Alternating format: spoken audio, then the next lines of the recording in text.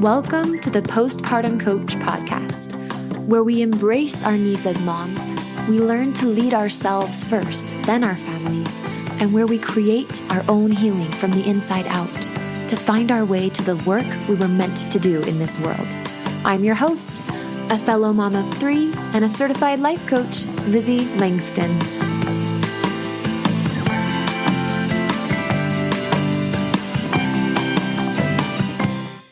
Hello, lovelies. Okay, so I actually have already recorded part of this episode and I listened back to it and the words are so beautiful, so I'm not going to redo it. But the reason I considered redoing it is because my kids, I am guessing, my kids were playing with my mic when I didn't know, and I got recording and I didn't sound check, which I usually do, but I'm not fully firing today, which you'll find out why in the episode. And so the gain is turned up really high, which means that there's just a little bit of that wah, wah, wah, wah, wah sound when I record today. So bear with me. It only goes on for like the first third of the episode, but because what I say is so juicy and delicious and raw, I wanted to leave it. So forgive me, bear with me for the first, maybe 6 or 7 minutes, and then it'll sound a little more clear. I love you guys. Hello, beautifuls. Oh, I'm the luckiest to be able to do this podcast. How are you? Today is Monday, January 4th. So I don't know what day it is when you're listening to this, but that's where I am in the time spectrum today. And today I want to talk about something that's been in my heart, on my mind, very personally, and also for many people who I love and serve in my business, which is grieving. In 2020, I had 2 clients who had grandparents pass away from the COVID-19 pandemic. I had a great uncle pass away. And these were times where not only are you grieving the loss of a life of a loved one, but how they're dying. And this isn't all just going to be about COVID related. That was just one example. I also had a dear friend. I feel funny saying she's my dear friend. McKenna, you know who you are. It's like, I feel like we're dear friends, even though I've only gotten to know you on social media. Technically, I know my mom knows you in person. But either way, social media has this way of letting people into your heart and your space, whether they know it or not.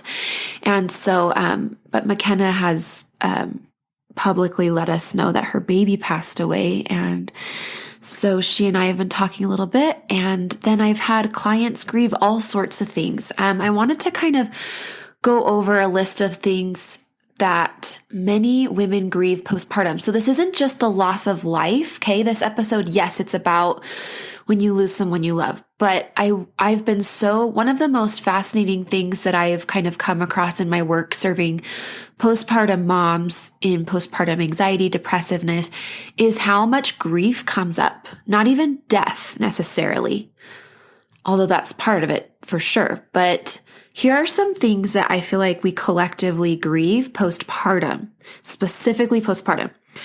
We grieve the freedom of a past life. Sometimes we also feel guilty for that. Nevertheless, sometimes we really feel grief for the life that we had before this baby, whether it was 0 babies and now we have a baby, and we grieve the freedoms of just spontaneous, a couple just being able to leave and go do whatever they want. Or we grieve the routines and the systems and the strength and the confidence and the stamina that we had before. Now we have a new baby. We have 5 kids instead of 4, or 3 kids instead of 2, whatever it is. So we can grieve past life. We can grieve being single once we get married and start having babies. We can grieve our body and how it used to look and how it used to feel and how we used to feel about it. We can grieve how our marriage felt before this baby and how it feels now. We can grieve our birth experience and the way that we wanted it to go and the way that it ended up going. We can grieve our child, if you lose a child, miscarriage, stillbirth, anything tragic after babies are born. And then you can also grieve, if your baby comes out and has a surgery that was unforeseen or a diagnosis that you have to process for a while. There are so many things that can come with grief. Today, the same day that as I'm recording this podcast with you, and part of the reason I chose to record it today is I'm literally in the middle of grieving the loss of my grandma. She has not passed away quite yet. We're still kind of in the process. She's on hospice and she's not doing well at all. And all the siblings have gathered. And I already said my goodbyes this summer in person. I decided to do that earlier this year, knowing that things might go the way they are. But grief is a part of life, right? And it is just a part of loving and being human and having relationships, being wired for connection. When we experience, I wouldn't say the loss of connection, because you still are connected to people even when they're not physically present or physically on earth, right? We know that a lot of times much healing can happen between you and a loved one once they have passed on. So there's definitely still a connection, but we grieve what we thought we had and what we wanted to have and what we used to have. So even though, for example, for me today, my grandma is passing away and I don't know if she'll pass today, but she's not, she's going soon, probably will depart from us. And I'm actually not grieving that she's moving on. I'm relieved that she's moving on, and I'm happy for that part of her journey. But I grieve the loss of a grandma the way that I know it. I don't know if you guys know this, but I have lost 3 grandparents in the last year. I've lost my step-grandpa, Sterling Colton, passed away in the fall of 2019. And then my sweet grandmother, Colleen Haycock, my mom's mom, passed away in January 2020. And here we are a year later. Can't believe it's been a year. Because seriously, it's taken me like all year to even just the grief just goes in bits and pieces. Right. And then this month we've got my sweet grandma Nola, my dad's mom.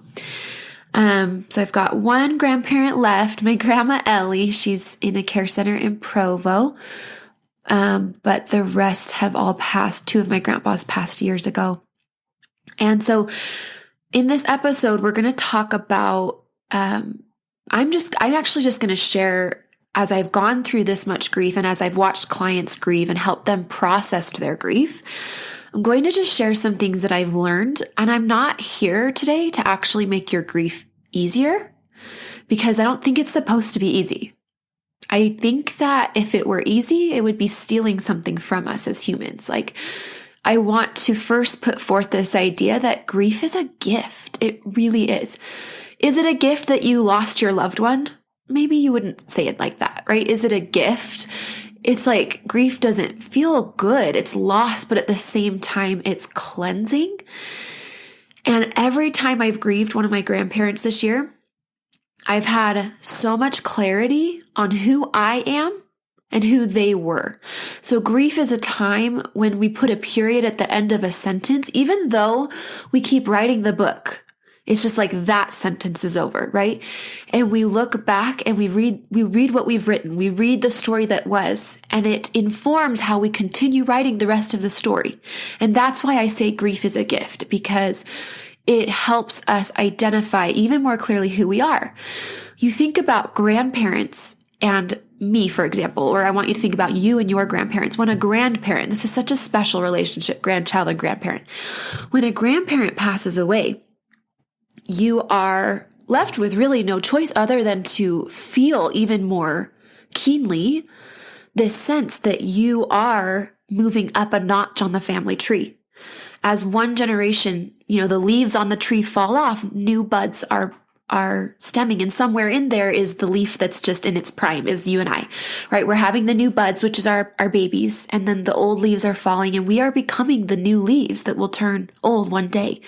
And you start to feel that natural progression through the generations. And so that's one thing I wanted to say, is that grief truly is a gift. Now, what about when one of your sweet buds on your tree falls off, and it's not a grandparent and it's not a healthy, one of us in our 30s or 40s in the middle of raising our family, or our 20s. But what about when somebody younger than you passes away? Absolutely devastating. Obviously, of course, there's so much pain and grief. I know with my sweet friend McKenna, and her baby Claire that passed away. She was 11 months old.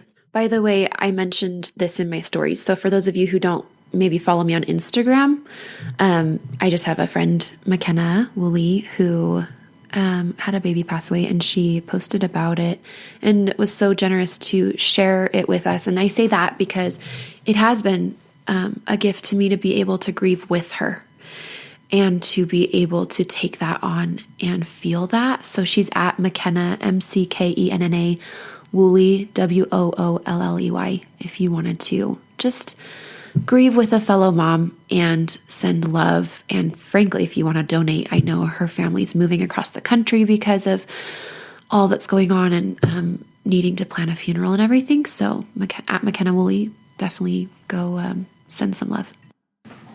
I've grieved a lot, and I didn't even know Claire. I didn't have to feel the grief that is there as a collective human, experience. That being said, yeah, when somebody younger than you passes away, and as I've noticed with anybody that I've known that's had a baby pass away, and it's just a handful of my friends and family, is I feel like the focus goes to the plan that's bigger than us. And that feels like the choice of where your healing can be found, right? So when you lose a grandparent and somebody older than you, it's like, it would be selfish to want them to stay. It's like their body's done. It's their time to go. But you start focusing on you and where you are in the family tree. But when somebody younger than you passes away, I think what it helps you to do is really consider the greater plan. And I find a lot of comfort and healing focusing on things that I can't actually see. So God's plans are actually something I can't see. I don't see the whole of them. I know some of them. And I find a lot of comfort thinking about the fact that the universe takes people and uses them for purposes that are to their best advantage, to their best, fullest expression of who they can become. I truly believe that death is not the end, but the beginning oftentimes of a new dimension of potential for a human being. And so when I think of little Claire passing away, or anybody young in years, I find comfort, and take this or leave this if this doesn't serve any of you guys. I just find comfort in thinking about that God's plan is always the progression of his children and their joy. And so while there might be pain and loss and sorrow, I also believe that there's something about not having a body and just being a spirit after this life that's actually very liberating for each one of us. And that doesn't mean that we are less than, or that we are somehow held captive by having a body, but rather some spirits are benefited with timing that we don't understand by leaving behind their body and being able to work and live without one. So if that takes you into weirdness and other dimensions and like you're uncomfortable with that, it's okay. But this is just my belief system, is that life continues in a spirit form after we die until the resurrection, which is made possible through Jesus Christ. So thank you for holding the space as I share a few of my beliefs on this topic. The next thing I wanted to say, and I've already kind of said this, but just a reminder, you can truly grieve anything. There's something so yummy and delicious in giving yourself permission to grieve anything. A dog passing away. I remember when my dog died and I was a senior in high school, it was devastating. And I remember thinking, I was sobbing by myself. I didn't go to volleyball practice because my dog had just passed away. And I canceled a couple other things with friends. And I remember thinking, is this really that big of a deal? It's just a dog. That's what one part of my brain wanted to say. Okay, resolve the mic issue. We're picking back up where we left off. But yeah, one part of my brain wanted to totally minimize it. And you have to be careful of that, you guys, when you're grieving maybe somebody else's loss, or you're grieving something that your brain is like, well, maybe this isn't a big deal. It can be. And the sooner you just give yourself permission to be sad, even if it doesn't make sense to you why you're sad, or even if there's a part of you that says you shouldn't be so sad, or somebody else says that to you, just know that the more you give yourself permission to just feel what you're feeling, the faster you'll move through it. Not that that's necessarily the goal. But when you kind of invalidate, it really kind of shoves it back down and doesn't allow you to work through it. And it's not going anywhere. If you're grieving, you're grieving. So whether you wanted to or not, whether you think you should or not, if you're grieving, you're grieving. So just give yourself that permission to grieve. And that's something that I have done this week. Again, my brain was like, oh, you don't know this person's baby. And it doesn't matter. If there's grief there, there is grief there. Let it flow like a river. Let it run its course. And always there's a gift on the other side. Even if we're not happy about the loss that we're seeing, grief is a beautiful part of life in one sense, at one part on the journey. The last thing I want to say about grief is that it really moves through your entire body. This is a really neat exercise, but you can close your eyes. I mean, especially if you're like really grieving something, you can close your eyes and I want you to visit each body part and you will find grief there. Like you can find grief in every single cell in your body. From your big toe to your shins, your knees, your hips. Grief moves through your body. And the most beautiful thing that I've experienced is massage therapy with somebody who really has a gift with healing and finding the grief in your body and helping you release it. I have a lady, her name's Patty. I love her dearly. If you live in my area, you might be so lucky as to get her name and number if you are interested. She's by referral only. She doesn't even advertise. But Patty has a way of touching my body and pressing on certain muscles that she knows, and she has an understanding of where grief really centers in the body and where it hangs out, depending on what it's centering around, like more feminine, maternal, like mother related grief, and anything with feminine stuff's on one side of your body and masculine's on the other. And then there's different parts of the body, but it's so fascinating and I don't understand it all fully, but that's been one beautiful thing. And that's where I really learned that grief just has to be released, is it's all over in your body. So I encourage you, the tendency with grief is to want to turn outward and almost to like run away from it. I mean, maybe for some of us, for me, that doesn't feel like the tendency anymore. I know the old me, before ever finding coaching and really changing my emotional life and health, is I would just busy myself and kind of stay distracted and like try to keep it surface level because I didn't know how to dive in and to really deeply feel and still be okay. I was afraid sometimes of feeling big things. Not all the time, but I think with grief, it did feel a bit overwhelming to me. And that even came up this time around with a couple things that I've been grieving recently. And so what I want to offer for that is just turn into the grief, like let it happen.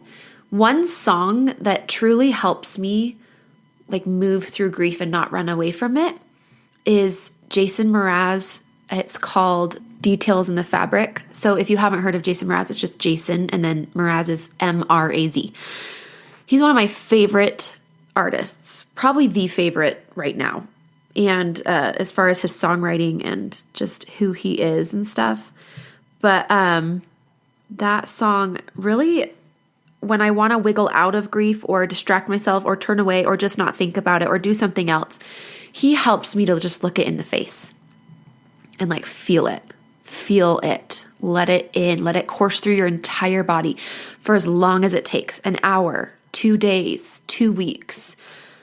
And that's what I help my clients do. And I want to offer that gift to you guys. If you are grieving, it could be anything. And that's really, I want you to remember, it doesn't have to be the loss of a loved one. Although of course there's grief there, but it can be anything. For me, I grieved for a while, like the way my breasts look, like they look, I love them now, but for a while I didn't. And I felt like something had been taken from me, and nobody really ever talks about how much your boobs change when you nurse babies. 3 babies in 4 years, like, yeah, they were quite different at the end of that run of childbearing. And my, like, again, that voice in your head might say something like, oh, that's vain, or, oh, that's selfish, but that is invalidating and that is minimizing and distracting to the grieving. So be careful of that voice in your head that wants to minimize and belittle and distract from the grief. Let the grief be there. This is what I help my clients do. Everything from emergency C-sections or just trauma related to birth to anxiety, grieving like the calm that you used to be because now you're anxious and you didn't used to be anxious. Grieving being depressive. There's a lot of grief that happens when we have mood and mental health disordery stuff or shifting. Postpartum, not only are you trying to figure out how to live with anxiety and trying to find yourself amidst depressiveness, you're also grieving who you were and the ability to be happy and bouncy and resilient that you had before. So there's a lot of grief just with mental health struggles postpartum. And so I want to invite you into my practice. I want to invite you to book a consult with me. I offer free hour-long consults. And in that hour, we go over what's not working first and foremost. And so I really give you a chance to look into your body and your life and verbally express and lay out. Maybe a lot of times for my people, it's the first time they've really given themselves permission in a safe space where somebody's really listening and isn't inconvenienced by their pain in any way and is actually there for that whole purpose. A lot of times on the consult is the time that women for the first time like lay it all out, like all of it. And they're like really getting real with how unhappy they are or how scared they are or how broken or lost they feel. So that's the thing we do first on the consult. And then as I listen and I take notes, we go over where you want to be. So without hating where you are, just allowing yourself to be where you are, we also play in this future place of where you with coaching would want to take yourself, how you would want to show up with your kids. There's kind of three main places, which is your motherhood with your kids, your marriage with your husband, or hey, whoever your partner is, and then also yourself, so your relationship with yourself. So those are the three areas: motherhood, marriage, and the self relationship. And so we go over where you want to be in each of those areas. And then I get a chance to share with you after listening through that with my heart and with my expertise. I share with you the vision that I see, with where you want to go, plus where you are, plus my coaching and my expertise and tools, where we could take you in the time that I work with my clients and what that would look like daily, weekly, month by month. We paint that vision. And then we talk about the offer, of course. And we, I coach your brain. I if you want me to, I am your coach for the rest of the hour, helping you make your decision. My goal for my consults, just so you know, is clarity. That's what I want. I'm not there to get a yes or a no. I am there to help you really be clear on what your answer is, on what your decision is. And even if you're a yes and then some no stuff comes up and you're like, oh, what is this? I thought I was a yes, but I'm scared or whatever. I'm just there to neutrally just explore all of it with you. So that's my gift to you, is the free 60 minutes. I absolutely adore. Can I just say real quick, I just wanted to say thank you. I know my client Meredith, I canceled on her today with everything going on with my grandma, and we're rescheduling, of course. I'll take good care of you, Meredith. But it was one of those moments where I was so supremely grateful for the women that I work with. I want each of you to know how much I am grateful for you. And as I hold space for you, you hold space for me when I have moments like this where my life is crazy for a day, or, when I'm going through something as a human, right? Because I am your coach, but I'm a human. And I just want to say thank you for always being so reciprocal and gracious with me. And I love that I get to serve you. And I also drove past my husband's old workplace today on the way home from an appointment. I passed where he used to work, and I thought I could literally feel in my body the aching that I used to feel when he was gone. It just never, ever was right for us and for me to have a husband that worked away from me all day. And it really was the discomfort and the aching, which part of that was managed and resolved, not resolved gone, but I was able to live with that and take care of myself amongst that pain of having my husband gone through coaching once I found coaching. But even still, I just didn't want to live like that and experience that. And And so I did something about it. Like I before I ever found this business opportunity, I prayed to God, and it started with, please show me how to heal from my depression after I had tried antidepressants and therapy and support groups. Like I tried the gamut. I tried talking to my OB and all the things, and I still was so struggling. And we were living with my in-laws. That's how much I just couldn't do it on my own. And that's when I found coaching. And so my promise to Heavenly Father was that if He would show me healing after I felt like I'd tried the whole deck of cards, then I would help others. And but before I even had that struggle and that made that promise, I was always looking for a way to solve this problem. I just don't think it's the way it's meant to be. And forgive me, I know so many of us, either have working husbands or we work or whatever. And I'm not saying we're not supposed to work. I'm just saying, like, I just want to give you the hope that whatever's not working about the work life or husband schedule or your schedule, like, I really want you to know that when you team up with the universe and when you get your hands on really good tools and get your brain and your body in a good place, you can literally create anything you want to that suits you. Anything you can dream up, you can create it. I'm pretty sure that's another one of the lines from Jason Mraz's music. I think he says, like, if you can dream it, you can be it, or something. It's such like a cliche phrase, but I just wanted to throw that out to you. If things aren't working in any way, come work with me and I can help you situate your brain first, because change happens from the inside out. And so once you get your brain and your body cleansed and processing and really firing on all cylinders, and we clean up any of the garbage that you feel like is in there and the residual pain from years past or just the heaviness that's there right now, that's when you have so much more manpower towards your future and so much more magnetic force with Heavenly Father and with the universe, and you can truly co-create with Him exactly what you want. That's what I believe. So, love you guys. Thanks for listening, and we will catch you here on the podcast next week. Please do me a favor. If this episode made you think of somebody that's gone through loss recently or might be struggling, please just share. Just share the episode and any of the episodes. I want this podcast to be received, whether people come find me and hire me or not. This is my gift. So, thank you for helping me share it always. Thank you for being here, and we'll talk next week. Loves. Bye-bye. Hey, Lizzie here. I've helped dozens of postpartum moms just like you to manage their postpartum anxiety and deconstruct their postpartum depression. It's really easy for me. So if you're ready to feel better, I know the way. Let's chat on the phone. Set up a time by going to LizzieLangston.com/consult. It's pretty simple, and I will be calling you soon.